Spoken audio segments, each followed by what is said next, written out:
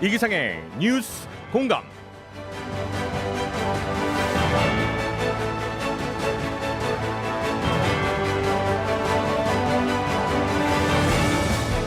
청취자 여러분 안녕하십니까? 이기상입니다. 여러분 아침밥 잘 챙겨 드시고 계신가요? 아침밥보다 잠이 더 고파서 시간이 없어서 혹은 다이어트 중이라서 아침에는 왠지 소화가 잘 안 되는 것 같아서 등등 아침밥을 거르는 이유도 참 다양합니다. 자, 우리나라 1인 가구 청년들 가운데서 주 3회 이상 아침을 먹는 비율이 37% 수준이라고 하니까요. 이 정도면 삼시세끼가 아니라 삼시두끼가 일상이 되어버린 것은 아닐까 싶기도 합니다. 자, 요즘 한창 지방선거를 앞두고 일부 교육감 후보들이 초중고 아침 급식 제공을 공약으로 내거는가 하면 전국 27개 대학은 정부의 지원을 받아서 단돈 1,000원으로 아침밥을 먹을 수 있는 사업도 펼치고 있다고 하는데요. 자, 적어도 먹는 걸로 빈부격차를 느끼지 않아도 되는 나라, 그런 대한민국을 꿈꾸는 오늘 4월 6일 수요일입니다.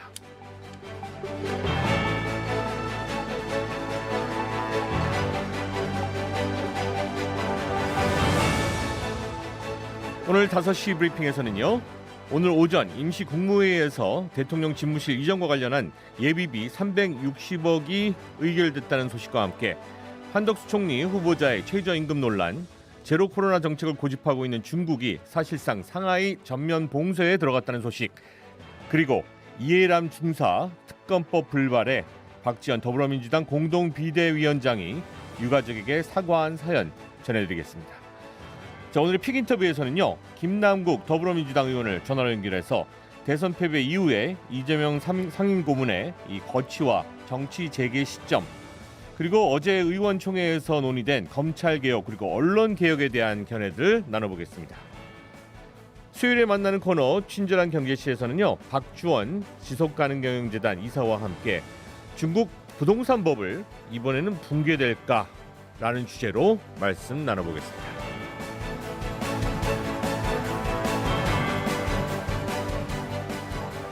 자, 오늘도 100원의 유료 문자 샵 1053 어플리케이션 빵톡에서 실시간 글 남기실 수 있겠습니다. 유튜브 이기상의 뉴스 공감에서도 보이는 라디오 지금 실시간으로 진행 중입니다. 많은 분들 들어와 주시고요.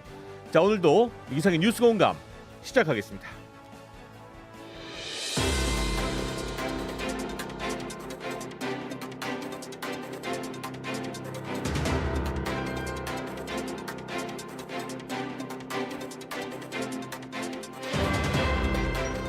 당신의 하루를 뉴스로 정리하는 시간 5시 브리핑. 5시 브리핑 오늘도 시작하겠습니다. 김정아 기자 그리고 오창희 인권연대 사무국장 두 분 함께 하십니다. 어서 오십시오. 네, 안녕하세요. 네, 안녕하세요. 자, 오늘 첫 소식 시작해보죠. 네, 정부는 오늘 임시 국무회의를 열고 대통령 집무실을 용산으로 이전하기 위한 예비비 360억 원을 의결했습니다. 인수위는 496억 정도가 필요하다고 네네. 제안을 했었는데요. 이보다 130억 정도가 적은 수준입니다. 예비비에는요, 위기관리센터, 경호상황실 등 안보에 필요한 시설을 구축하는 데 드는 비용 116억 원, 국방부 이전 비용 118억 원, 일반 사무실 비용 101억 원, 대통령 관저 리모델링 비용 25억 원이 반영된 금액입니다. 김부겸 총리는요, 집무실 이전에 대해서 안보를 재차 강조를 했는데요. 먼저 정부 교체기엔 자칫 안보에 취약을 해줄 수 있다. 네. 또 최근 북한 군사적 움직임이 심상치가 않다. 여기에 한미 군사훈련까지 성공적으로 치러야 한다고 강조를 하면서 대통령 집무실 이전은 안보 공백 없이 치밀하고 면밀한 계획하에 추진되는 것이 마땅하다. 이렇게 당부를 했습니다. 근데 그럴 것이요. 네. 지금 이 집무실 이전은 청와대, 국방부, 합참 등 안보 핵심 컨트롤 타워와 직접적인 관련이 있잖아요. 그렇죠. 그렇기 때문에 꼼꼼하게 따져가면서 추진돼야 할 것입니다. 네. 청와대에서 면밀히 검토를 하겠다 그랬었고요. 그리고 다시 한번 이제 김부겸 총리도 면밀히 꼼꼼히 검토를 해야 할 것이다. 네. 라고 이제 다음 정부의 메시지를 전하고 있는 것 같습니다. 결국은 이제 시기의 문제다. 좀 여유 있게 하는 것이 옳지 않겠냐 뭐 이런 얘기가 나오는 것 같아요. 네, 김 총리는요, 이 문제는 지금 찬반을 떠나서 차기 정부가 판단해야 할 몫이라고 밝혔는데요. 또 당선인의 의지가 확실하기 때문에 이 집무실 이전은 결국 시기의 문제다. 이건 진행될 수밖에 없는 상황이다. 이렇게 설명을 했습니다. 그러면서 대통령 경호와 안전에 소홀함 없이 만전을 기해 주길 바란다. 이렇게 당부를 했습니다. 네. 자, 궁금해지는 것이 이제 국방부에서 짐을 빼야 하는 국방부의 상황입니다. 네, 국방부도 이제 본격 이사 준비에 돌입을 했는데요. 이미 국방부 영내에서는 보안문서 파쇄업체 차량들이 드나드는 등 짐 정리 작업에 들어갔습니다. 국방부 한 관계자는요, 예비비가 통과된 후에 즉시 이사 계약을 의뢰할 것이라고 하면서 이르면 내일 계약이 체결될 것으로 예상된다고 밝혔습니다. 또 업체 계약 후에 국방부 지휘부서와 합동참모본부를 제외한 용상 영내 기관과 부서들은요, 순차적으로 이사를 진행할 예정입니다. 국방부 지휘부서와 합참은 연합지휘소 훈련이 종료되는 이달 28일 이후에 이사할 예정입니다. 네. 자, 용산 입주는 그러면 언제로 예상을 하는 겁니까? 아마 취임 직후인 5월 10일 정도는 당연히 어려울 것으로 보여지고요. 네네. 6월 말쯤은 돼야 좀 가능할 것으로 보여지는데요. 국방부 지휘부서와 합참 일부 조직이 이전하는 28일 이후에야 국방부 본관의 리모델링 작업이 이뤄질 것 같거든요. 그렇기 때문에 인수위와 국방부도 용산 입주는 6월 말쯤으로 보고 있습니다. 네. 6월 말쯤 말씀하셨는데 6월 말쯤은 가능하겠습니까? 이거? 모르겠습니다. 예, 예. 근데 계속 그 새로운 대통령 당선자와 관련된 얘기가 집무실 옮기는 얘기만 반복해야 돼서 네네. 너무 아쉽습니다. 네. 이게 360억 원인지 496억 원인지 간에 이게 면밀한 검토인지 모르겠어요. 네네. 어제 국무회의에 있다가 오늘 다시 하라고 그래서 하는 거잖아요. 대통령 아니라 국무총리가 주재하는 회의였고요. 당선자가 결심하면 국무총리 말이 그런 뉘앙스가 있어요. 무조건 따라야 되는 것처럼 이런 게 이해할 수 없습니다. 너무 아쉽고요. 나라 일을 이렇게 결정하면 안 됩니다. 국무회의는요 회의체입니다. 그리고 물론 구성원들이 대통령도 있고 총리, 부총리, 장관들 이런 분들은 다 대통령이 임명한 분들이지만 엄연한 법률 기구입니다. 그러니까 정말로 면밀한 검토를 해야 돼요. 그러니까 당선자가 원하니까 해주세요가 아니라 이게 뭐 어떤 문제를 야기할 수 있고 예산은 타당한지에 대해서 살펴야 되는데 그런 흔적은 보이지 않습니다. 공무원은요, 그 사람이 선출되었든 임명직이든 간에 대한민국 헌법 7조의 조문이 이렇습니다. 공무원은 국민 전체에 대한 봉사자이며 국민에 대하여 책임을 진다고 나와 있습니다. 그럼 지금 대통령 집무실 옮기는 과정에서 신구 정권이 국민 전체에 대한 봉사자로서의 모습을 뭘 보여줬는지 또 국민에 대해서 책임지는 모습을 뭘 보여줬는지 묻고 싶고요. 네. 물론 신구 정권이 뭐 충돌을 한다든지 불필요하게 볼썽사나운 모습을 보일 필요는 없지만 국민의 혈세가 들어가는 대목에 대해서는 문재인 대통령 말 그대로 면밀히 검토하고 또 또박또박 따져봐야 되는데 이런 점에서 너무 아쉽습니다. 네. 뭐 어제도 얘기하셨지만은 지금 계속 얘기하고 계시지만은 지금 얘기하신 것처럼 충돌을 피하기 위해서 양쪽에서 지금 그냥 이렇게 넘어가는 건 아닌가 그것이 우려된다라는 그렇죠. 얘기가 나오는 마치 거거든요. 뭐 어린아이가 어리광 부리는 것도 아니고 당선자가 꼭 가야 된다 하루도 못 들어간다 하니까 지금 정권 문재인 정권에서는 그에 맞춰주는 방향에서 예비비 이제 뭐 달라는 대로는 아니지만 당선자 측에서 계산한 496억은 아니지만 360억 원 딱 떨어지는 돈을 한다는 건 뭉뚱그려서 하여튼 주니까 이거 가지고 한번 해봐라고 또 대통령이 되면 당신들이 예비비 편성을 해서 해봐라라는 네. 거예요. 네. 전체 규모가 얼마인지 국민들 입장에서 알지도 못하는 프로젝트가 진행되고 있다는 게 유감스럽습니다. 네. 지금 나와 있는 360억이건 496억 원이건 어쨌든 옮기기로 시작한 첫 번째 비용이지 여기서 끝나는 게 아니죠. 지금부터 그렇죠. 이제 들어갈 돈은 얼마일지는 우리가 예상을 할 수가 없습니다. 자, 다음 소식은요. 네, 혹시 최저임금 지금 얼마인지 아시나요? 그게 지금 9,000원대? 네, 예. 9,160원인데요. 9,160원이군요. 월급으로 따져보면요, 190만 원대입니다. 200만 원이 채 안 되는 금액인데요. 네. 물가 대비 많은 금액이라고 생각을 하시나요? 많은 것 같진 않고요. 사실 이게 뭐 더 받을수록 좋은 건데 많은 것 같다라는 느낌은 물가의 흐름을 봤을 때는 들지 않는 분들이 많은 것 같습니다. 네, 그죠? 아무래도 많은 금액은 예. 아니잖아요. 예, 예. 이제 내년도 최저임금 심의하기 위해서 첫 전원회의가 어제 열렸었는데요. 네네. 첫 전원회의 같은 경우엔 상경례 정도 보면 될 것 같습니다. 올해 최저임금의 쟁점은 윤 당선인이 후보 시절 주장했던 업종별 최저임금 차등 적용이 될 것 같은데요. 하지만 이 차등 적용을 두고 경영계와 노동계 입장 차이가 큽니다. 일단 노동계는요, 이 차등 적용에 대해서 받아들일 수 없다 이런 입장이고요. 네네. 왜냐하면 일하는 업종이 다르다고 해서 삶에 필요한 생활비가 다르진 않잖아요. 그렇죠. 또 이 차등 적용이 저임금 노동자 임금을 떨어뜨려서 양극화를 부추길 것이라는 우려도 나오고 있습니다. 반면 경영계는요, 최저임금 차등 적용을 적용하고 있습니다. 최저임금 수용료 격차가 크게 벌어진 상황에서 단일 최저임금 고수는 중소 영세기업 소상공인과 이런 절박한 현실과 바람을 외면한 것이다. 이렇게 네네. 주장을 하고 있는데요. 그렇기 때문에 양측의 입장이 아주 팽배한 상황입니다. 이런 가운데 한덕수 국무총리 후보자가 최저임금 인상에 신중을 기해야 한다는 입장을 공개적으로 밝혔습니다. 어떻게 밝혔냐면요. 네. 최저임금이 너무 올라가면 기업이 오히려 고용을 줄이는 결과가 와서 서로 루즈 게임이 된다. 다 지는 게임이다. 네, 이렇게 말을 했습니다. 이에 대해서 민주당 박용진 의원이 비판을 했습니다. 한덕수 후보자는 퇴임 후 김앤장 법률사무소에서 4년간 18억 원의 고액 고문료를 받았는데 네. 최저임금으로 이 18억 원을 모을 때 들어가는 금액, 이 기간이 78년 4개월이 걸린다고 비판을 했는데요.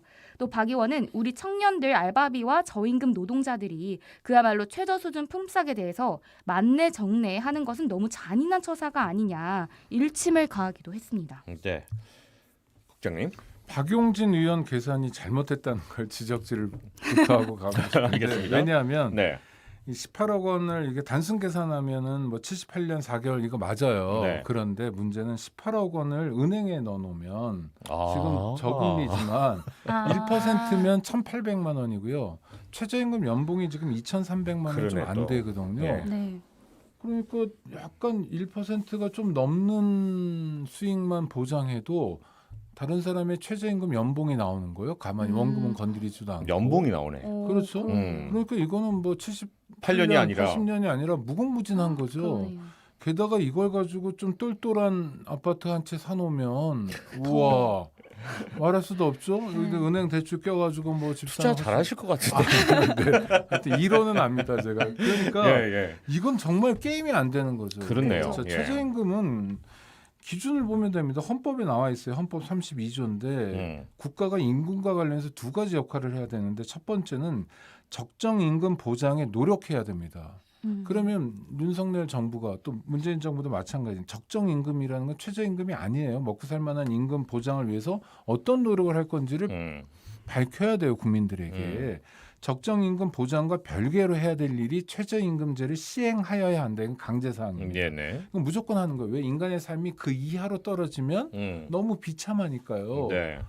그런데 임금 주기 싫은 마음이 알죠. 못된 사장님 마음이죠. 그거를 정부가 떠안아가지고 대신 대변해 주는 건 이건 정말 잘못된 일이고 사실은 이렇게 해야죠. 이게 헌법 사항이어서 정부 마음대로 할 수 없다. 법률에 따라 가는 거다. 법률에 따라 가는 거예요. 최저임금위원회를 만들어가지고 위원회를 통해서 이 3자가 모여가지고 결정하는 구조입니다. 그러니까 정부의 의지대로도 할 수 없고 이건 노조도 같이 해야 되고 또 사용자 쪽도 같이 오는 거니까 그리고 전 세계적인 흐름이나 이런 게 이렇고 또 최저임금제의 취지가 아까 말씀드린 것처럼 인간이 그 이하로 떨어지면 안 된다. 너무 비참하다는 네. 차원이기 때문에 경영계에서 앓는 소리 그만하셔도 좋을 것 같아. 우리 같이 살자. 이런 얘기를 해줘야 되는데 네. 거꾸로 예전에 국무총리도 하셨던 분이 아마 문재인 정부의 국무총리가 되셨다면 이렇게 코드 맞추기를 이렇게 하지 않고 거꾸로 할 것 같은 불안감이 들잖아요. 그 노무현 정부의 총리를 하셨죠. 지금 와서 이렇게 말씀하시는 건 좀 아닌 것 같습니다. 네. 자, 시작부터 이제 이런저런 이야기들이 흘러나오기 시작하는데 자, 윤 당선인 같은 경우에는 민생 안정을 새 정부의 최우선 과제로 해야 한다라고 네. 인수위에 지시를 했다고요? 네, 지금 물가가 좀 살인적입니다. 네. 장 보러 갔을 때 몇 개 담지도 않았는데 막 30만 원이 훌쩍 넘잖아요. 그도 그럴 것이 지난달 소비자 물가가 4%를 넘었거든요. 이 수치는 10년 만에 최고 수치입니다. 정부가 유류세 인하폭 확대와 유가 보조금 등 활용할 수 있는 모든 대안을 쏟아내고 있는데 전 세계에 지금 불어닥친 고물가 현상을 국내 대책으로 잡기에는 좀 한계가 있다. 이런 우려가 나오고 있는 상황인데요. 윤 당선인도 상반기뿐 아니라 하반기에도 각종 경기 지표와 물가 전망이 좀 어렵다는 보고를 받고 물가를 포함한 민생 안정책을 추진하라 이렇게 지시를 했습니다. 또 인수위는요 15일 이후에 물가 안정을 책임지는 한국은행 관계자들과 만나서 대응책을 논의하기로 했는데요. 특히 지금 인수위는 윤석열 당선인의 공약으로 최대 50조 원의 추경 편성을 추진하고 있어서 물가에 대한 고심이 깊습니다. 추경을 통해서 시장에 돈이 풀리게 되면 화폐 가치가 하락하게 되잖아요. 이에 물가가 더욱 치솟게 된다면 차기 정부의 부담이 커질 수밖에 없습니다. 그렇기 때문에 인수위 측에서도 한국은행 관계자들과 만나서 대응책을 좀 논의해야 할 것으로 보여집니다. 네. 어떻게 보십니까? 정부가 할 수 있는 일이 전혀 없다는 것에 대해서 저는 동의하지 않습니다. 지금 네. 어려운 상황이잖아요. 모든 물가가 다 올랐다. 인상폭도 높고 그다음에 휘발유, 경유, 뭐 또 식자재 이런 것도 빠르게 오르고 있어요. 그래서 정부가 적극적인 역할을 해야 되는데 우크라이나 전쟁 등 세계가 이렇게 가니까 우리는 할 일이 없어라는 얘기는 정말 관료들이 도망가기 위해서 한 겁니다. 유류세 인하 같은 경우에도 10%에 30%로 올리면요. 그러니까 30%로 깎아주는 거죠. 돈은. 그러면 상당수 정도 아낄 수 있죠. 기름값을. 좋은 정책일 수 있어요. 그러니까 사실은 그 전에 조세 정책을 좀 고민해야 된다고 전 강조하고 싶은데 기름에 세금 잔뜩 매겨 놓고 있거든요. 그 이유는 딱 하나잖아요. 조세 당국 입장에서는 징수가 편리하니까 그러는 거예요. 그러니까 이런 세금 정책, 조세 정책을 통해서도 물가를 움직이게 할 수 있습니다. 원래 기본적으로 세금이라는 건 소득과 재산에 매겨야 되는데 미국 같은 나라는 이런 걸 직접 매긴다고 직접세라고 그러잖아요. 90%가 직접세예요. 간접세는 10%. 근데 우리는 간접세 비중이 굉장히 높은 거죠. 아니 그러니까 뭐 예를 들어서 우리가 복지도 적극적으로 하려고 하면 세금도 좀 늘려야 될 것 같다. 그래서 부가세를 인상하자. 뭐 프랑스 같은 데는 20%도 된다. 저는 그런 거에 찬성할 수 있다고 봐요. 그 물가는 더 오르겠지만 하여튼 조금씩 부가세 같은 것도 올릴 수 있는데 여기에 이제 우리가 부족한 게 뭐냐면 면세 품목 같은 게 부족해요. 여성 생리대 같은 건 면세 품목, 책 같은 건 면세예요. 근데 여성 생리대가 다른 나라에 비해서 보통 2배 이상 비싸요. 네. 왜 그러냐면 몇 개 업체가 독과점식으로 한 3-4개 업체가 시장을 완벽하게 지배하고 있거든요. 짬짬이로 계속 올리는 거예요. 그러면 이게 퍼센테이지로는 공정거래에 걸리지 않지 모르지만 실제로 독과점이기 때문에 법을 개정해서라도 정부가 시장에 적극적으로 개입해야 됩니다. 그래서 너무 함부로 예를 들어 소주가 두 종류밖에 안 먹는데 우리가 두 회사가 담합하고 또 넘버 3랑 같이 세 회사가 담합해서 소주가 맥주가 계속 올리면 걷잡을 수 없이 올라가잖아요. 그렇죠. 이런 역사가 한둘이 아니잖아요. 그럼요. 그러니까 지금까지의 기준, 공정거래 기준을 달리 잡을 수 있어요. 그건 정부의 역할입니다. 그런 정부가 자기 역할을 통해서 얼마든지 물가를 잡을 수 있어요. 물론 궁극적으로 뭐 러시아 가스가 안 들어오는 상황에서 뭐 원유 공급이 원활치 않은 상황에서 모든 걸 다 할 수 있지는 않지만 정부의 역할은 정말 할 수 있는 일을 최대한 하고 지금의 독과점 기준을 좀 더 현실화한다. 시장 지배 기업들이 소비자를 상대로 해가지고 떼돈 버는 구조를 바꾸겠다라는 정책 의지를 가지고 한다면 얼마든지 할 수 있죠. 포기하면 안 됩니다. 이거는 정말 시민들의 삶과 관련된 문제잖아요. 그렇죠. 네, 맞습니다. 다음 소식으로 넘어가 보겠습니다. 중국 소식이네요. 네, 이번엔 상하이로 좀 가보려고 하는데요. 네네. 상하이에는 우리나라 코엑스의 10배에 달하는 전람회장이 있는데요. 바로 상하이 국가회의 전람센터입니다. 이곳은 상하이 얼굴과도 좀 같은 공간이에요. 근데 이 센터가 4만 명을 수용하는 초대형 격리시설로 바뀔 예정입니다. 이는 모든 감염자가 밀접 접촉자를 계속 철저히 격리한다는 원칙을 고수할 것임을 좀 보여주는 행보라고 해석이 되고 있습니다. 네, 우리는 어쨌든 하루에 뭐 30만 명 넘어가면서도 어쨌든 위중증 환자를 어느 정도는 컨트롤하고 있다. 예. 그러니까 G2라고 그러잖아요. 미국, 중국이 세계 양대 강국인데 네. 코로나 대응하는 방식도 다르고 미국은 사망자가 너무 많이 나오고요. 중국은 뭐 잘 틀어막는 것 같은데 이건 전형적인 전체주의 국가의 모습이죠. 네. 감옥입니까? 질병 예방해야 될 필요 있고 방역도 중요하지만 이렇게 대놓고 노골적인 인권 침해를 하는 건 바람직하지 않고요. 그리고 과학자들도 이거 갖고 해결이 안 난다고 얘기하거든요. 그러니까요. 예. 그러니까 뭐 중국이 이제 그럴 나라면 안 됩니다. 그러니까 중국이 다른 나라에 영향도 많이 미치는 거 알고 있잖아요. 아프리카 여러 나라들부터 해가 주변 국가에 영향도 많이 미치는 큰 나라이기 때문에 이제는 전체주의에서 좀 벗어났으면 하는 바람입니다. 네. 자, 이렇게 해서 오늘 5시 브리핑 김정아 기자, 오창익 국장님과 함께했습니다. 고맙습니다. 네, 감사합니다.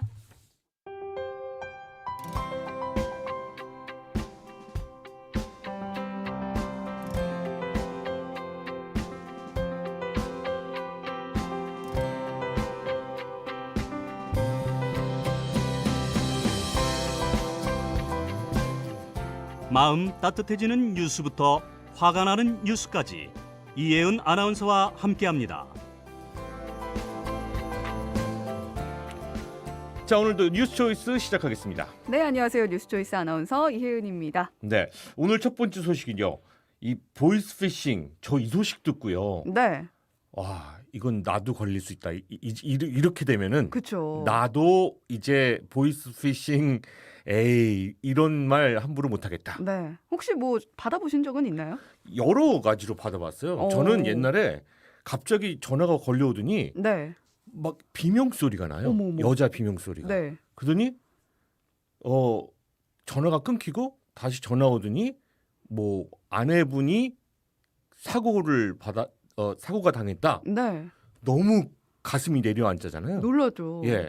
근데 그러다가 제가 눈치를 채고 반응을 안 했더니 전화를 그냥 끊어버리더라고요. 그렇죠. 그러니까 별별 보이스피싱이 많거든요. 저는 나름 준법 정신을 잘 지키면서 산다고 자부를 하고 있는 편인데 네. 그렇게 검찰에서 맨날 전화 경찰서에서 전화가 많이 오더라고요. 출두하라고. 네, 뭐 그런데 뭐 그냥 뭐 통화 가능하신가요? 꼭 물어보더라고요. 친절하게. 네네, 그래서 네. 지금 좀 힘들 것 같습니다 하면 뚝 끊어버리고. 끊어버리고. 네. 예. 그런 식인데 만약에 내 휴대폰에 저장된 엄마나 아빠 또 친구 번호가 뜬다면 누구나 주저하지 않고 전화 받겠죠. 그러니까요. 네, 요즘 신종 보이스피싱 수법으로 전화가 걸려왔을 때 내 휴대폰에 저장된 번호가 뜨게 하는 방법이 어떻게 이게 가능하지? 네, 등장했다고 해서 네네. 어떻게 가능한지도 잠시 후에 말씀드릴게요. 네네네. 각별한 주의가 필요한데 실제로 있었던 상세한 사례를 말씀을 드리면 엄마의 전화번호가 뜨게 한 다음에 목소리 구별이 안 되도록 흐느끼는 소리로 엄마 납치됐다. 그러다니까. 네. 예. 라고 이야기를 하고요. 또 다른 보이스피싱범이 바로 휴대폰에 낚아채서 현금을 요구를 합니다. 자, 이 사례자의 경우에는 다행히 바로 진짜 엄마에게서 바로 연락이 왔대요. 그래서 수법에 당하지는 않았다고 하는데요. 이런 수법을 가능하게 한 건 문자를 통해서 악성 앱을 휴대폰에 미리 심어두었기 때문입니다. 아하. 미리 이상한 문자 메시지를 보내서 그 안에 인터넷 주소를 심어두고요. 실제로는 악성 앱이 다운받아지도록 하는 거죠. 네. 그 앱이 내 휴대폰에 저장된 번호를 해킹을 하는 겁니다. 그러니까 일단 보이스피싱 전화를 받지 않으려면요. 일상에서 항상 모르는 번호로 온 문자 메시지 속 인터넷 주소 함부로 클릭하시면 절대 안 되고요. 만약에 그런 전화가 온다고 해도 그리고 피싱범이 아주 긴박한 상황인 것처럼 연기를 해도 절대 흔들리지 마시고 일단 전화 끊으시거나 다른 사람의 휴대폰으로 엄마나 아빠 뭐 당사자에게 바로 연락을 해서 확인을 해보시는 게 좋겠습니다. 이것 때문에 지금 정말 신뢰 없는 세상 가족들끼리도 그렇죠. 네. 전화한 거 맞아? 뭐 이러고 전화해야 되는 거잖아요. 네. 예. 참 황당하고도 좀 정당하게 땀 흘려서 돈 버시길 바랍니다. 다음 소식은요? 네, 로또 자주 사시나요? 로또 가끔 사봤어요. 네. 저는 항상 네. 언젠가는 로또에 당첨될 것이다라는 굳은 확신을 갖고 아, 확신만 갖지 말고 실천을 하자라고 예. 해서 확신을 갖고 믿음을 가져야 네. 돼요. 저도 뭐 그래서 예. 웬만하면은 일주일에 한 장씩은 사보자라는 생각으로 네네. 살고 있는데요. 그간 로또 복권 매장뿐만이 아니라 일부 편의점에서도 살 수 있었죠. 그렇죠. 그런데 로또 복권은 다른 인쇄 복권들과는 다르게 취약계층 우선계약 복권법에 적용을 받고 있습니다. 그래서 올해부터는 정부가 장애인이나 기초생활수급자, 한부모 가족, 독립유공자 등 취약계층에게 판매권을 부여하고 있는데요. 아하. 자, 그래서 1월부터는 편의점 법인 본사가 가진 복권 판매권이 회수가 됐습니다. 네. 그래서 로또를 팔던 470여 개 편의점에서 로또 판매가 중단이 됐고요. 음. 기존의 개별 편의점주가 직접 판매권을 보유하고 있는 경우에만 편의점에서 계속 로또를 판매하고 있는 겁니다. 네. 자, 그런데 이번에 로또 판매권이 회수된 편의점들 중 일부에서 로또 판매 중단 이후에 매출이 10% 정도 감소를 했다면서 아하. 취약계층의 명의를 빌리는 방식까지 강구를 하고 있다고 아이고. 합니다. 예, 예. 취약계층의 명의를 빌려서 판매권 따내고 또 편의점주가 합의에 따른 수익 배분을 하게 되는 건데요. 그거 불법이 되겠죠, 그거는. 그쵸. 네.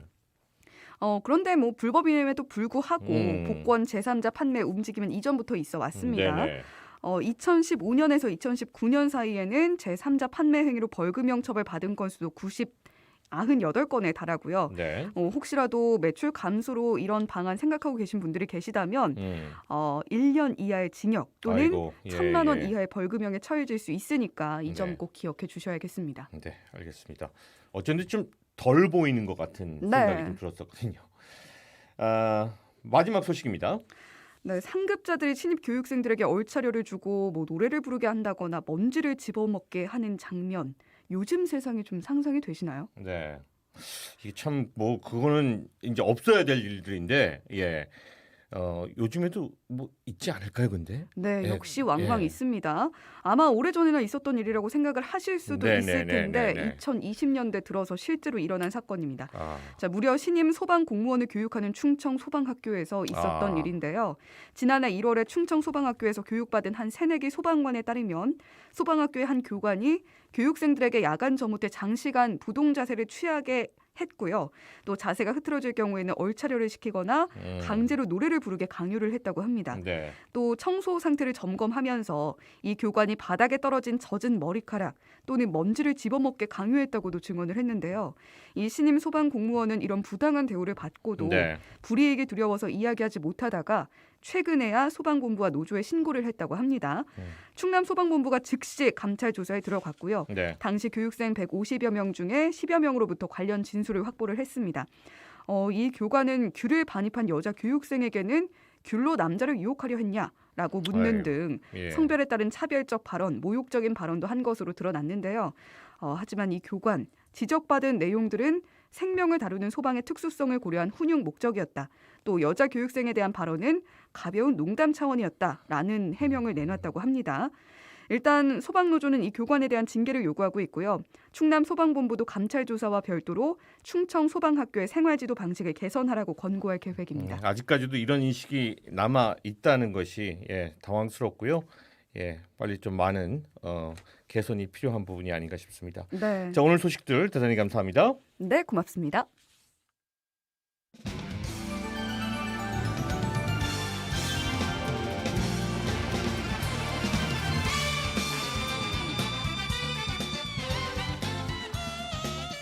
주요 뉴스 가운데 뽑힌 오늘의 픽 지금 바로 시작합니다. 자, 20대 대통령 선거가 끝난 지도 한 달이 다 돼갑니다. 당선자는 인수위를 꾸려서 정권 교체를 위한 준비에 바쁘고요. 낙선자는 와신상담하면서 이 대선 패배 원인을 분석하고 또 자숙 기간을 거치면서 차기 정계 복귀 계획을 세우는 시기가 바로 또 지금이라고 할 수 있겠죠. 자, 그런데 요즘 이재명 더불어민주당 상임고문의 거취에 때이른 또 관심이 쏠리고 있습니다. 대선 패배 이후에 잠시 휴식의 시간을 가졌는데 이재명 상임고문이 인터넷 팬카페인 이 제명인의 마을의 이장직을 수락하면서 자신의 지지자들과 활발한 소통을 시작했고요. 또 더불어서 이달 안에 호남을 시작으로 해서 전국적인 낙선 인사 계획을 알리면서 이재명 상임고문의 정계 복귀도 빨라지는 것이 아니냐라는 전망도 나오고 있습니다. 자, 이재명 상임고문의 최측근으로 불리는 분 중에 한 분이죠. 김남국 더불어민주당 의원을 전화로 연결해서 이재명 상임고문의 이 정계 복귀와 전국 현안에 대한 견해들 함께 좀 나눠보겠습니다. 김남국 의원님 안녕하십니까? 네, 안녕하세요. 살고 싶은 도시 생생도시 안산 단원을 김남국입니다. 네, 안산 단원의 김남국 의원님 네. 반갑습니다. 목소리 네, 반갑습니다. 목소리를 들으니까 네. 그 대선 패배 이후에 왜 그렇게 남기셨잖아요. 아직도 마음의 정리가 안 돼서 문득 막 혼자서 울고 그런다라고 예 남기셨었는데 인터뷰에서 네, 좀 마음이 그래도 이제 좀 정리가 되셨나 봅니다. 네, 뭐 더 씩씩하게 부지런하게 일을 하려고 하고 있고요. 네, 근데 뭐 정신없이 막 이럴 때는 뭐 아무렇지도 않다가 네, 근데 또 뭐 일 없이 혼자 조용히 있을 때는 아직도 뭐 울컥울컥 하는데요. 네, 뭐 이제 뭐 저보다도 사실은 많은 더 뜨겁게 이재명을 지지하고 응원하셨던 이제 많은 지지자분들은 정말 더 힘들어 하시더라고요. 그래서 오히려 그분들에게 또 많은 위로가 필요하지 않을까 생각이 됩니다. 네. 네. 뭐 지금 의원님이 그 유권자 여러분들은 더 오죽했겠느냐라는 말씀을 하셨지만 네. 또 동시에 후보 본인은 또 어땠을까요, 그죠?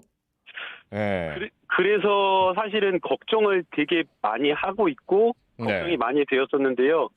네, 후보자 같은 경우는 이제 통화를 계속 하고 있는데 네네. 아주 이제 씩씩하게 그러신가요? 네, 예, 씩씩하게 말씀하시고 네. 또 사실은 낙선한 그 바로 다음 날부터 네. 예, 많은 지지자들과 국민이 보내주신 문자에 막 답장을 하고 계셨더라고요. 그래서 어허. 아이고 저 부지런하면 어디 안 가는구나. 네네네. 네, 그 생각을 했습니다. 네. 자, 이재명 상임고문 이제는 그 제명인의 마을 이장이 됐습니다. 예.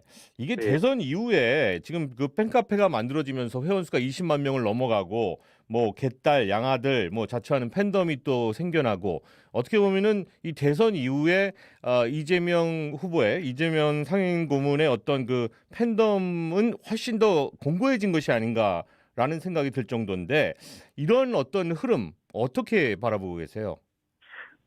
아무래도 이제 그 이재명 후보의 이렇게 진정성 있게 소통하는 그 능력 때문이 아닌가라는 생각이 듭니다. 네. 근데 되게 정치인들이 많은 전화나 문자가 걸려오는데 거기에 사실은 다 하나하나 답장을 해주신 분들이 흔치는 않거든요. 네. 예, 그렇죠. 그런데 이재명 후보 같은 경우는 본인이 일단은 뭐 도지사, 뭐 대선 후보, 유력 정치인 이런 거에 대한 개념 자체가 정립이 안 돼 있으셔서 그런지 그냥 평범한 일반 국민들이 보내는 그런 문자 하나하나를 정말 언제 그 시간이 되시는지 모르겠는데 그러게 말이에요. 놓치지 예. 않고 답장을 해주셔서 그런 어떤 진정성 있는 소통 능력이 이런 어떤 대선 패배 이후에도 뜨거운 팬덤을 만들어주지 않았나라는 생각입니다. 네.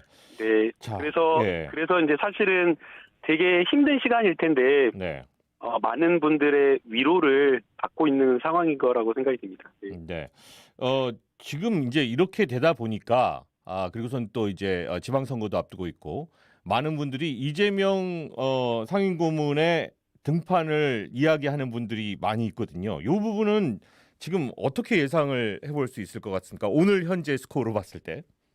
지금 이제 뭐 저도 언론 기사나 기자님들께서 막 물어보시기도 해요. 그래서 네. 어떤 계획이 있냐라고 하시는데 정치적인 어떤 복귀나 이런 것에 대한 고민 계획은 전혀 하고 계시지 않으시고요. 그래요. 예, 당장은 이제 도와주셨던 분들 그리고 제명인의 마을에서 많은 이제 개딸들, 양아들 이런 분들 일반 지지자분들하고 소통하면서 네. 고마움과 미안함, 감사함 이런 것들을 표현하고 이렇게 계시는 그런 상황입니다. 네. 네. 그래서 아직 언제 나가겠다 그런 것들은 지금 고민하고 있지 않고요. 네. 결국에는 아마 지방선거에서 네. 당의 요청이 있지 않을까 생각이 듭니다. 아하. 어쨌든 안타까운 석패를 한 그런 상황이고 이재명을 지지하는 어떤 그런 국민적인 어떤 마음이 네. 좀 아쉽게 패했다, 참 짠하다라는 그런 마음도 있기 때문에 네. 다시 보고 싶고 불러내는 그런 국민적 여론이 형성되지 않을까 생각하고 있습니다. 네. 얼마 전에는 시민 참여형 온라인 플랫폼을 제작 중이다. 이런 내용이 나왔습니다. 시민 참여형 온라인 플랫폼 어떤 것일지 상당히 궁금해지는데 혹시 이 내용에 대해서 알고 계신 부분들이 있으면 좀 알려주시죠. 네, 이제 저희가 대선 때 국민들과 소통해야 된다라는 이야기를 되게 많이 했고 네. 또 실제로 선거에서 이길 수 있는 여러 가지 전략이 현장에 다 있었습니다. 그런데 여의도 정치권이 사실 어떻게 보면 선거 때만 소통한다라고 이야기를 하고 평소에 활발하게 소통하려고 하는 그 모습을 보이지 않은 것 같아서 소통할 수 있는 그런 어떤 창구를 한번 만들어보자 네네. 라는 그런 취지이고요. 여러 가지 이제 아이디어와 관련되어서 이제 가장 많은 아이디어를 이재명 후보님께서 내주고 계시는데요. 아, 그래요. 예. 네, 제가 이제 이재명 후보를 국내 최고의 SNS 권위자라고 웃으면서 이야기를 그런가요? 하는데 예, 예. 네, 그만큼 SNS를 활발하게 하시고 또 부지런하게 하시는 분이기 때문에 커뮤니티 만드는 데에 많은 아이디어를 주고 계시고요. 이 커뮤니티는 이재명 후보를 위한 커뮤니티는 아니고 네. 이재명 후보도 한 명의 국민으로서 참여해서 거기에 참여하는 커뮤니티 유저들과 많은 시민 국민들과 함께 소통하고 그렇게 하려는 계획을 가지고 있습니다. 공개 시점은 나온 게 있나요? 공개 시점은 부지런하게 해서 저희가 이달 말에는 오픈을 하려고 그렇게 고민을 그래요? 하고 있고요. 예. 예, 지금 방금 전에 한 4시 반경에도 이제 그 플랫폼 개발하는 회사에서 오셔가지고 같이 함께 여러 가지 내용을 또 고민했습니다. 네. 네네. 좀 더 구체적인 이재명 상임고문의 현실 정치 복귀 로드맵이 나오기도 합니다. 뭐 이것이 지금 아까 얘기하셨을 때는 지금 뭐 구체적인 얘기는 아직 나온 게 없다라고 하셨습니다만은 오는 지방선거에서의 국회의원 재보선 출마, 8월 전당대회 당권 도전, 2024년 총선 지휘에 이어서 21대 대선 재도전 이런 시나리오라고 하는데 자 이런 말 그대로 시나리오입니다. 예. 네, 예. 어떻게 보세요? 측근 입장에서는? 저도 이제 감히 뭐라고 말씀드리기가 어려운 그런 상황이어서 네. 지금 이 시나리오에는 나오지 않은 시나리오가 가장 유력할 것 같은데요. 가장 중요한 것은 도와줬던 분들에게 감사 인사하고 미안함을 표시하는 것, 손 한번 꼭 잡아드리는 그런 것들이 전 필요하다고 생각이 들거든요. 네. 이제 되게 이제 낙선하고 낙선 인사라고 이렇게 표현을 하고 있는데 아직 이제 칩거하느라 그 낙선 인사를 돌아다니지 못했기 때문에 네. 앵커님께서 지금 말씀하신 그 부분 그 세 가지 시나리오는 없지만 네. 가장 유력한 시나리오는 전국 지역을 조용히 돌면서 도와주셨던 그런 분들에게 미안함과 감사함을 표시하는 그 일부터 하실 것 같습니다. 그게 일단 우선일 것 같다. 네, 맞습니다. 네. 당장 근데 뭐 6월 재보선 같은 경우에도 아까 얘기하셨잖아요. 당에서 원하고 당에서 혹은 그것이 이제 당일 수도 있겠고 아니면은 국민들일 수도 있겠고. 네. 예, 원한다면 출마 가능성도 있지 않겠는가라는 생각이 드는데 어떻습니까? 출마 가능성은 굉장히 낮을 것 같은데요. 아, 그래요? 예. 저희 이준석 대표님 뭐 6월에 재보궐선거에 나올 거다라고 하면서 막 후원장담하면서 진짜 무슨 세상에 만물을 통달한 것처럼 이야기를 하는데 가능성이 거의 없고 매우 낮습니다. 아예 생각조차 안 하고 있어서 그래요. 예. 예, 그러니까 정치적인 어떤 그런 로드맵을 그리는 그런 상황이 아니고요. 예, 국민들의 네. 따뜻함에 감사 인사 드리고 있는 그런 네. 상황입니다. 네. 이준석 대표가 언제나 좀 명쾌하게 그 답을 다 얘기를 해주시긴 하는데 뭐 맞을 때도 있고 안 맞을 때도 있고 그렇죠. 조금 걱정스러울 때가 있죠. 네. 자 어제 의원총회에서 검찰개혁과 언론개혁에 대한 논의가 이루어졌다고 하는데 다음 주 의총으로 최종 결론이 지금 미뤄진 걸로 알고 있습니다. 네. 이 결정이 어제 나지 않은 것은 뭐 어떤 이유들을 우리가 볼 수 있을까요?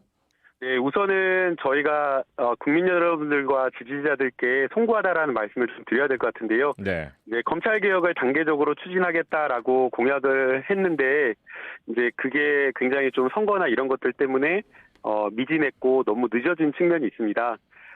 결국 이런 것들은 국민에게 피해로 돌아갈 수밖에 없기 때문에 저희가 빠르게 토론하고 협의해서 검경 수사권과 관련된 수사기소 분리를 빠르게 해내야 된다라고 생각이 됐는데요. 이제 어제 요청에서는 저희 법사위에서 논의했던 것을 여러 의원님들께 보고하는 자리였고요. 그리고 이제 그러면서 토론을 이렇게 했었는데 이제 일부 몇몇 의원님들께서 경찰에게 수사권을 다 줬을 때 경찰도 역시 똑같은 검찰과 같은 경찰 팟쇼가 되는 거 아니냐라는 네네. 또 그런 문제 제기가 있었고요. 또 선거를 앞두고 있는 그런 상황이기 때문에 선거에 집중해야 된다라는 그런 여러 의원님들의 말씀이 있으셔서 저희가 조금 더 토론을 하자라고 하면서 오늘 또 몇몇 의원들끼리 모여서 3번 이상의 토론을 했고 회의를 했고 또 내일 그리고 내일 간다음에 그리고 모레 계속 연이어서 집중적인 토론을 해서 결론을 빠르게 낼 생각입니다. 네. 뭐 이번 같은 경우에도 검언 개혁이 지방선거를 핑계로 해서 좀 미뤄진다 그러면 민주당이 설 자리가 좀 없어지는 것이 아니냐라는 지지자들, 뭐 개딸, 양아들 중심의 여러 여론들이 있는 것 같은데 이 부분 같은 경우에는 어떻게 생각하십니까? 네, 이제 그런 것들 이제 지지자분들께서도 민주당이 해야 될 일을 이루고 하지 않을 때에 오히려 더 많은 지지를 잃게 될 것이다라고 이렇게 말씀해 주시고요. 또 그리고 이제 또 걱정스러운 것은 고발 사주라든지 채널A 사건이라든지 수사가 뭐 제대로 되지 않고 있는 그런 상황인데 이 사건들 의혹을 보게 되면 수사기관이 수사 사건을 거짓으로 가짜로 만들어내가지고 언론을 주물럭거려서 언론과 협잡해서 네. 정치에 개입하고 국가 권력을 마음대로 휘두르려고 했던 정말 국정농단, 정말 상상도 할 수 없는 일이거든요. 네네. 거짓말로 다른 사람의 개인의 어떤 인생을 파괴한다라는 것만으로도 도저히 사람이 할 짓이 아닌데 네. 그것을 넘어서서 정치를 마음대로 주무르고 국가 여론을 마음대로 하려고 하는 그러한 어떤 의혹이 있는 그런 사건들입니다. 근데 이 사건을 했던 사람들, 의혹을 받고 있는 수사 대상자들이 다 윤석열 당선인의 측근들이기 때문에 굉장히 윤석열 정부의 5년이 걱정스럽습니다. 네. 그렇기 때문에 검찰의 어떤 여러 가지 기획 수사, 표적 수사, 뭐 만들어내는 어떤 거짓 수사 이런 것들을 막기 위해서라도 기소 수사 분리를 통해서 수사기관 사이에 견제를 할 수 있는 그런 통제 장치가 필요하다라고 생각이 되고요. 그것만으로도 사실은 부족한 측면이 있기 때문에 언론 그리고 또 저희 국회에서도 검찰권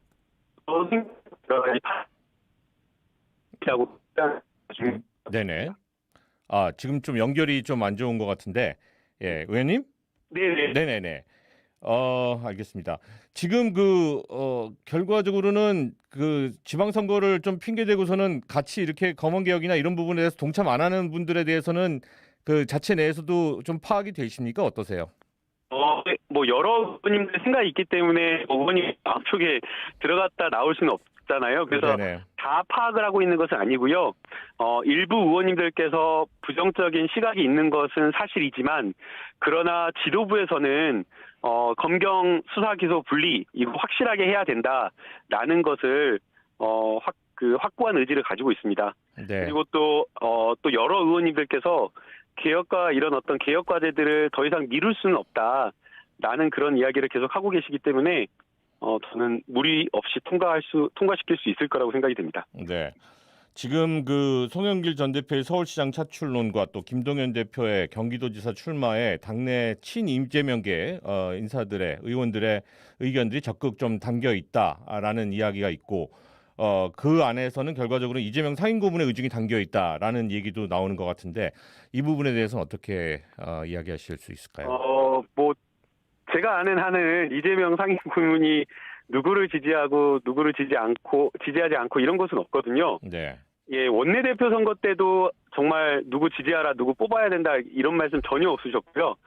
당대표 선거, 지난해 송영길 당대표 선거에서도 역시나 마찬가지였고, 그리고 이번 경기도 도지사나 서울시장 후보와 관련해서도 누구를 밀어야 된다, 뽑아야 된다라는 말을 일치하지 않으셨습니다. 예, 그래서 이 후보가 나오는 것에 대해서 이재명 명심이라고 하는 것은 아니라고 보고요. 이재명 후보는 누구든 우리 당의 후보가 되면 선거를 정말 도와야겠다라는 보답해야겠다. 본인이 받은 어떤 여러 가지 사랑과 헌신 이런 것들이 있기 때문에 이제는 거꾸로 본인이 그 보답을 돌려드려야 된다라는 그 생각만 있기 때문에 네. 특정 후보를 막 민다거나 그런 생각이 전혀 없으십니다. 그런가요? 네. 자, 뭐 시간 다 했는데요. 김남국 더불어민주당 의원님, 예, 네. 마지막으로 하고 싶은 말씀 있으면은 한 말씀 부탁드리겠습니다. 예. 평소에 이제 그 국민들과 시민들과 소통을 강화해야 된다라는 생각을 해서 저도 이제 서울 여의도 사무실에서 일을 하지 않고 네. 보좌진 한 4-5명과 함께 아예 지역 사무실에서 일을 하고 거꾸로 국회에서 회의가 있을 때 가서 회의를 하고 있습니다. 그래서 좀 더 우리 지역에 계신 많은 주민들 그리고 지지자들, 당원들 이런 분들 만나면서 현장에 답이 있다라는 생각으로 현장에서 더 국민들의 목소리를 열심히 듣고 또 문제를 해결하는 그런 정치 하도록 하겠습니다. 네. 뭐 활기찬 목소리 들으니까 반갑습니다. 네, 힘차게 일하겠습니다. 네, 김남국 더불어민주당 의원과 함께 말씀 나눴습니다. 고맙습니다. 네, 감사합니다.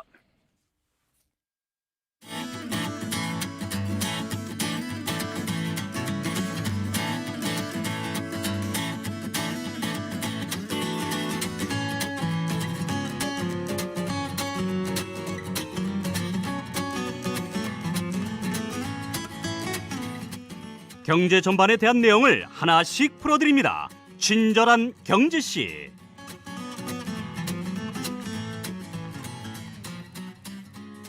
자, 전 세계적인 인플레이션 장기화가 러시아의 우크라이나 침공 이후에 더욱더 악화되고 있는 모습입니다. 자, 이에 미국의 금리 인상 그 시기와 또 방법에 대한 갑론을박이 벌어지고 있고 전 세계 및 한국 경제에 미치는 불안 요소도 매우 많은 것으로 보여서 여러 가지 우려가 나오고 있는데요. 자, 오늘은 미국 금리 인상의 방향이 국내의 경제 질서에 어떤 영향을 미칠지에 대해서 한번 좀 다뤄보도록 하겠습니다. 오늘도 친절한 경제씨 함께하는 지속 가능 경영재단 박지원 이사님 나오셨습니다. 안녕하십니까? 안녕하세요. 네.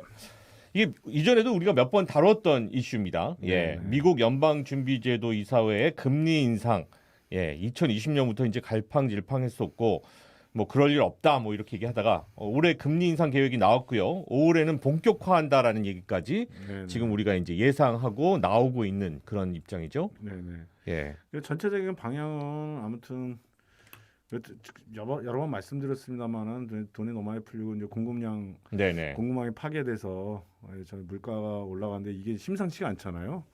뭐 분기별 7%, 8% 미국에서 뭐 올라간다고 하니까 그래서 이러한 관련 속에서 돈을 줄이고 다음에 금리를 올리고 기존에 갖고 있던 연방준비은행에서 갖고 있던 미국 정부의 채권을 팔아서 달러를 다시 빨아들이는 이러한 부분의 정책적인 방향은 그렇게 갈 것 같아요. 네네. 근데 이제 여기서 몇 가지 이제 연방준비은행이 고려하는 게 몇 가지 있는 것 같은데 하나가 이제 국내적인 상황이고 이제 또 하나는 국제적인 상황이에요. 네. 근데 지금 이제 일각에서는 이제 그런 얘기하죠. 미국의 인플레이션이 올라가는데 이게 금리 인상으로 잡을 수 있겠느냐. 그러니까 지금의 인플레이션은 통화량에 촉발된 부분들이 있지만 코로나 이후에 이제 글로벌 공급망이 파괴되면서 수요가 못 쫓아가잖아요. 거기다 이제 우크라이나가 더 이제 불을 네네. 그러니까 이 공급 부족적 측면인데 인플레이션과 통제 효과가 있겠느냐. 뭐 이런 얘기가 하나가 있었고요. 그다음에 두 번째로는 이제 금리를 올렸을 경우에 미국이 기본적으로 굉장히 많은 돈을 찍어넣기 때문에 부채가 많거든요. 근데 금리를 올리게 되면 이 그전에 미국 정부가 발행했던 국채의 대부분이 이제 그 옛날에 금리가 낮았으니까 네네. 4년이나 6년에 그 만기하는 단기 국채가 많아요. 네. 그랬을 경우에 이제 금리 오는 단기 국채에 대한 그 이자 부담 증가가 있겠죠. 늘어나는 거죠. 네, 국내적인 예. 게 하나 있고 이제 국제적인 거는 오히려 이제 금리 인상 올릴 만한 요인들이 많아요.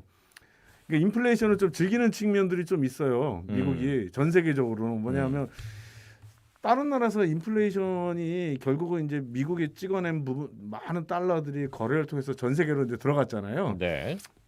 그런데 이 속에서 그런 수요가 교환 과정에서 이제 화폐된 수요가 많이 일어나고 등등 인플레이션이 많아졌는데 특히 이 신흥국들은 그 지금 러시아도 침공하면서 러시아 그 가치가 루블화 가치가 폭락을 했잖아요. 그렇죠.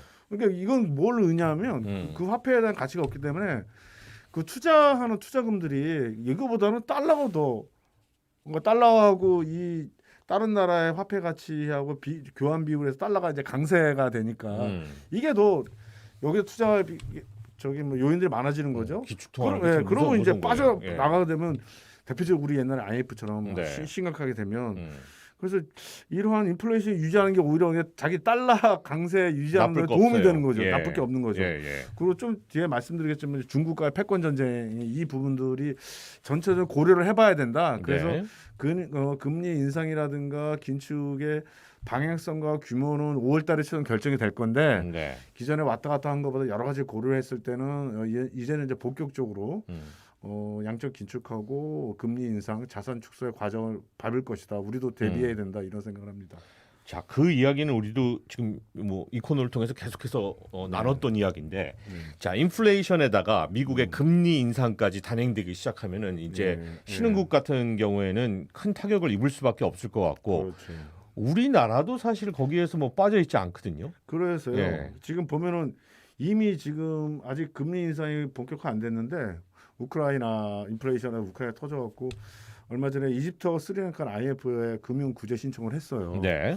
그러면 이제 그건 외국 나라고 우리 다시는 반복하지 말아야 되잖아요. 음. 그 우리는 어떤가 네네. 여러 가지 몇 개 그 IMF에서 분석한 게 있는데 우리나라는 기본적으로 자본시장의 개방률이 굉장히 높아요. 그러니까 돈이 우리 뉴스에서 보면 올해 외국인이 얼마나 팔았습니다, 샀습니다 뉴스 맨날 나오잖아요. 그래서 자본시장 개방도 높고 그리고 우리가 이제 GDP 규모로는 거의 세계 10위의 규모거든요. 네. 10위의 규모가 된다는 건 뭐냐면 거래에서 달러에 대한 수요가 되게 많다는 의미거든요. 그런데 뉴스에서 보면 우리나라가 달러 보유액이 얼마입니다 막 되어 있잖아요. 그런데 경제 이 거래량 GDP에 대비해서 달러 보유액은 25% 되게 낮은 편이에요 아직도. 그래서 만약에 달러가 유출되면 조금 더 방어 능력이 굉장히 좀 취약한 좀 상황이고요. 또 하나는 우리 이제 중국 리스크. 네네. 본격적으로 뒤에 말씀드렸지만 이 미중 간의 이 우리가 거의 수출의 30%에서 3분의 1 사이를 중국에 하고 있거든요. 네. 그런데 중국이 많이 휘청거리게 되면 우리나라 이제 영향 받죠. 예. 그 다음에 이제 가계부채 이런 부분들이 있어서 금리 인상으로 갔을 때 여러 가지 부분에 우리 취약 요인이 굉장히 많다. 그래서 한간에서는 뭐 퍼펙트 스톰을 해서 뭐 예. 초대형 위기가 발생할 수도 있다. 뭐 이런 얘기를 하고 있는 상황이 있죠. 네. 지금 중국 리스크 얘기 나왔는데 중국의 네. 부동산 시장도 사실 뭐 지난 한 6개월 사이에 간당 뭐 여러 가지 네, 얘기를 네. 들려오고 있는 상태인데 금리 네. 인상까지 이제 겹치게 되면 분명히 영향이 클 것 같은데. 그 이 부분들이 어떻게 보면 지금 이제 러시아가 우크라이나 침공하고 있지만은 중국과 미국의 화약고는 또 대만이라는 게 있잖아요. 네. 근데 미국은 대만을 버릴 수 없어요. 왜냐? 이 반도체 글로벌 공급망이 그 대만에 있기 때문에 네. 미국 입장에서 중국하고 기술 패권 전제 여기 꼭 지켜야 되는 나라이고 상위에 관련된 그 방어 조약도 있거든요. 네. 아무튼 그래서 중국이 이번 작년 연말에 헝다 그룹 사태 뭐 이런 얘기 있었잖아요. 있었죠. 예. 그런데 우리나라보다 중국이 부동산에 대한 의존도 훨씬 높아요. 거의 예를 들면 부동산 부분이 GDP에 차지하는 비중이 거의 30% 정도에 가깝습니다. 그러니까 결국 각 성에서 이러한 경제 성장으로 경쟁을 하기 위해서 부동산 개발을 엄청나게 키웠군요, 하고 거기를. 있는 부분들이 예. 있는 거죠. 그런데 이러한 측면들이 있으니까 만약에 여기서 금리를 올렸을 경우에는 그러면 우리나라가 이제 미국이 금리 올리니까 선제적으로 우리 세 차례 금리 올렸잖아요. 중국은 못 하고 있는 거죠. 네. 이 하나가 부동산의 침체를 다시 해야 되는데 이게 진짜 여기는 사회주의 경제잖아요. 그렇죠. 그러니까 오히려 최근에 어저께 기사 보니까 그 부동산 규제를 완화하려고 각종 정책을 피고 있더라고요. 아하. 그게 이제 굉장히 위험 요소고 네네. 다음에 중국은 사회주의 국가잖아요. 그러니까 결국 사회주의 국가의 의미가 여러 가지 있지만은 여기는 국영 기업이 굉장히 많은 비중을 차지합니다. 전체 고용에서 4분의 1을 차지하고요. 거의 이 국영기업 4개가 굉장히 큰 국영기업이 있거든요. 아마 깜짝 놀라실 때 그중에서 한 국영기업은 독일의 GDP보다도 더 많아요. 한 회사가. 네, 한 회사가. 야. 물론 이제 중국의 이제 사이즈를 할 수도 있지만, 그러니까 이렇게 한 축은 부동산 리스크가 있고, 네. 하나는 국영기업 리스크. 여기가 이제 우리나라도 보면 이제 공공기관에 관련돼서 무슨 효율성이 낮다 막 등등하잖아요. 근데 여기 국영기업 부채가 많고요. 네네. 그리고 아무래도 좀 부실한 측면이 좀 되게 많아요. 비중은 많은데 비해서. 그래서 이 부동산과 국영기관의 약한 고리가 있는데 이 관련돼서 미국이 선제적 금리를 인상하게 되면 중국도 이제 굉장히 큰 영향을 받을 수 있다. 근데 저는 한번 기사 보면서 생각났던 게 네. 소로스라고 아시죠? 우리 한국에서도 왔었고. 투자자. 예, 그래서 뭐 김대 대통령 네. 이 사람이 마지막에 한 얘기가 굉장히 좀 의미 깊은데 이 사람은 이제 미국 금융자본가 특히 유대계의 금융자본, 그렇죠. 그러니까 미국의 예. 월스트리트 쥐락펴락하는 사람인데 네. 마지막에 그런 얘기를 했어요. 이렇게 부동산 가격이 폭등하고 문제가 생기게 되면 중국의 인민들이 시진핑이 반대하는 움직임이 일어날 것이다. 어허. 뭐 결국은 뭔가 이러한 사람들은 그러한 미국과 중국과의 싸움에 뭔가 준비하는 측면이 있지 않을까. 뭐 이렇게까지도 좀 한번 좀 생각을 해보는 체제와 거죠. 관련된 네. 그런데 상황까지. 미중 간의 네. 상황에 빡 터져서 중국이 휘청거린다. 그럼 아까 우리나라 중국 리스크가 아마 전 세계 가장 큰 나라일 거거든요. 그럴 거예요. 굉장히 예. 큰 영향이 예. 있을 수 있다고 생각합니다. 네. 자, 이 국내 가계부채 위험성도 계속해서 나오는 얘기고 네. 사실 지금 뭐 인플레 얘기 나오고 미국 네. 금리 인상 얘기 나오고 지금 이제 이게 심각해지면 더 심각해질 수밖에 없는 그런 상황인데 해결 방안이라는 게 뭐가 있을까요? 기본적으로 우리나라 가계부채가 거의 세계 OECD가 가장 높고 속도도 되게 빠르거든요. 네, 잘 네. 아시겠지만 그 이유는 뭐냐면 부동산 가격 폭등, 그렇죠? 그다음에 자영업자 대출, 그러니까 자산 시장이 버블이 일어나면서 사람들이 부동산을 빚내서 하고 네. 주식 투자도 빚내서 하고 그러게요. 이 부분들이 있어요. 근데 재밌는 게 가계부채가 북유럽 국가도 되게 많아요. 근데 IMF에서 분석한 거 보면 이 나라는 위험하다고 하지 않거든요. 그럼 왜 우리나라는 위험하다고 할까? 기본적으로 주택 가격이 상대적으로 자산 버블, 그다음에 고용률이 좀 낮고 소득 재분배가 안 되는 측면도 이런 것들이 좀 해소가 돼야겠죠. 네네. 그렇지 않고서는 이 단순히 부채를 규모적으로만 보기에는 좀 상황이 좀 다른 거죠. 근데 하여튼 부채의 질이 다음에 부채와 관련된 방어 능력이 우리가 좀 딸린다 이렇게 네네. 보시면 되겠습니다. 현재 그 차기 정부가 여러 가지 그 부동산 그 규제들 풀겠다고 지금 얘기 나오고 있는데 이거 어떻게 보시나요? 왔다 갔다 하더라고요. 예. 언론마다 다 달라요. 음. 그 뭐 인수위에서 주택담보대출 비율을 뭐 올린다고 했다. 네. 근데 총 부채와 관련된 소득 능력 대비 총 부채 주는 거는 제한을 하겠다. 근데 뭐 약간 뭐 상황에 따라 보겠다. 뭐 이런 얘기 풀어서는 하는데 안될 것 같기도 하고 될 것 같기도 하고. 근데 저는 이런 생각을 네. 들어요. 그러면서 하는 얘기가 뭐냐면 청년 및 첫 주택, 무주택자의 실수요자 사다리 걷어차기를 하면 안 된다고 하는데 그 사람들이 공정의 원하는 얘기가 나와요, 게 이게 또. 빚내서 사라고 하는 걸까요? 그 사람들이 원하는 거는 주택 가격 하향돼서 싸게 살 수 있는 걸 더 원하지 않을까요? 그렇죠. 그 빚내서 투자라는 거는 말이 안 되고 이게 자칫 잘못하면 가계부채 거기에다 빚을 내준 은행 부실 연쇄 도화선상으로 갈 수가 있다. 그래서 저는 지금 현재 인수의 이 정책들은 전면적으로 재고해야 된다고 생각합니다. 그런 상상은 참 상상만으로 무서운 그런 얘기인 것 그렇죠. 같습니다. 알겠습니다. 오늘도 박지원 이사와 함께 얘기 나눴습니다. 고맙습니다. 네, 감사합니다. 자, 4월 6일 수요일 이상의 뉴스 공감 준비한 소식 여기까지입니다. 조금씩 봄 기운이 완연해지고 있는데요. 마음까지 포근한 하루 마무리되시면 좋겠습니다. 안녕히 계십시오.